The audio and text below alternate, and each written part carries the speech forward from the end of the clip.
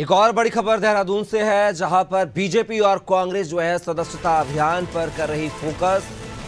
सत्ताधारी पार्टी का चल रहा है सदस्यता अभियान, महिला कांग्रेस भी चला रही है सदस्यता अभियान। दोनों ही राजनीतिक पार्टियों का सदस्य बनाने पर फोकस है। तो ये बड़ी खबर देहरादून से है, जहां पर दोनों ही पार्टी बीजेपी कांग्रेस सदस्यता अभियान पर जोर देती हुई नजर आ रही हैं। और ज्यादा जानकारी के साथ हमारे साथ लगातार फोन लाइन पर मौजूद हैं उत्तराखंड के ब्यूरो हेड सोनू सिंह।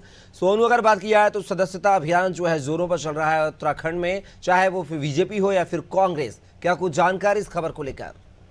देखिए, प्रयास तो दोनों ही राजनीतिक दलों के स्तर पर किए जा रहे हैं कि ज्यादा से ज्यादा सदस्य जो हैं वो उनकी पार्टी की विचारधारा से जो है वो जुड़े, ज्यादा से ज्यादा सदस्य बनाए जाएं, ज्यादा से ज्यादा लोग जो है समाज का हर तबका, चाहे वो अधिवक्ताओं का क्षेत्र हो, शिक्षा का क्षेत्र हो, गैर सरकारी संगठन यानी स्वयं सहायता समूह के रूप में समाज की सेवा करने वाले लोग हों, अलग अलग तबके के अलग अलग सेक्टर्स के जो लोग हैं, चाहे वो औद्योगिक घरानों से ताल्लुक रखने वाले व्यापारी लोग हों, सभी को साधने की कोशिश की जा रही है। अगर हम बीजेपी की बात करें, क्योंकि उत्तराखंड की सत्ताधारी पार्टी बीजेपी है, बीजेपी ने इस अभियान की शुरुआत पहले की थी और अभी तक कई लाख सदस्य बीजेपी बना चुके हैं, जो बीजेपी के पार्टी पदाधिकारियों से हमारी बातचीत में जानकारी प्राप्त हुई है। इसके अलावा अगर हम कांग्रेस की बात करें, क्योंकि राज्य की मुख्य विपक्षी पार्टी कांग्रेस है, कांग्रेस की जो मुख्य कांग्रेस है वो नहीं बल्कि महिला कांग्रेस जो है वो सदस्यता अभियान चला रही है। और ये पहली बार ऐसा हुआ उत्तराखंड में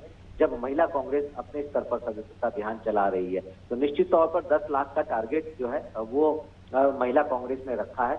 अब ये देखना होगा, कुछ शुरुआत जरूर हुई है महिला कांग्रेस के सदस्य बनाने की।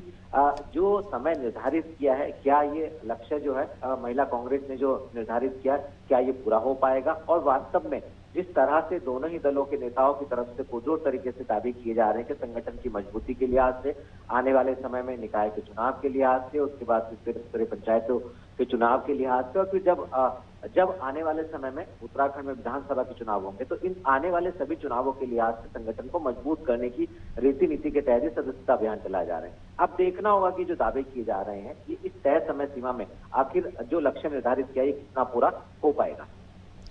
जिस तरीके से सोनू आपने जिक्र किया है कि उपचुनाव भी होने वाले हैं, एक सीट पर साथ ही बात किया है, नगरीय निकाय चुनाव भी सुबुगाहट तेज हो गई है, पंचायत चुनाव को लेकर भी सुबुगाहट तेज हो गई है, परिसीमन का दौर जारी है। ऐसे में अब दोनों ही पार्टियां जो हैं सदस्यता अभियान पर जोर दे रही हैं। तो क्या माना जाए कि उत्तराखंड में जो बद्रीनाथ और मंगलोर, माफी चाहेंगे, एक सीट पर जो है उपचुनाव, उसको लेकर क्या कांग्रेस और बीजेपी की ये कवायद दिखी जाए? देखिए, बिल्कुल कपिल, इस बात से इनकार नहीं किया जा सकता है, क्योंकि कोई भी राजनीतिक दल वो सियासी माइलेज के उद्देश्य से ही अपनी रीति को आगे बढ़ाता है। पार्टी के संविधान के तहत जो है वो सदस्यता अभियान भी चलाते हैं, समय समय पर सदस्य भी बनाते हैं, पार्टी के कार्यकर्ताओं को बड़ी बड़ी जिम्मेदारी भी दी जाती है और इसके साथ साथ कहीं ना कहीं मुद्दों को भुनाने की कोशिश भी की जाती है। अगर हम कांग्रेस की बात करें तो कांग्रेस को जिस तरह लोकसभा चुनाव के बाद उत्तराखंड में 2 विधानसभा सीटों पर जीत प्राप्त हुई थी, तो उससे कांग्रेस ही खासे उत्साहित है। लेकिन यहाँ पर गौर करने लायक पहलू ये है कि महिला कांग्रेस यहाँ पर सदस्यता अभियान चला रही है।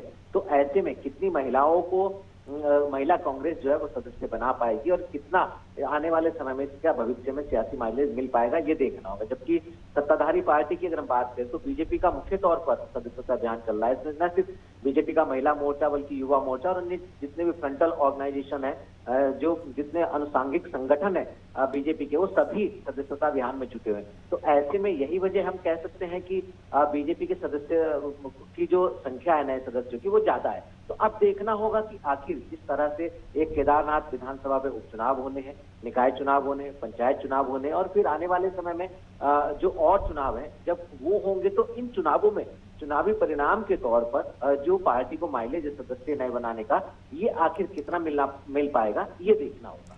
बिल्कुल सोनू, कहीं ना कहीं मंगलोर और बद्रीनाथ सीट से जो है ये कांग्रेस जो है बोल सकते हैं खुशी के आगोश में है, तो वहीं बीजेपी जो है सीट जो है केदारनाथ पर उपचुनाव जो है उसको प्रतिष्ठा जो बीजेपी की है वो दाव पर लगी। अब देखना होगा कि इस सदस्यता अभियान से किस पार्टी को वहां पर जीत हासिल होगी। फिलहाल के लिए आप हमारे साथ बने रहिएगा सोनू, आगे भी आपसे जानकारी साझा करेंगे।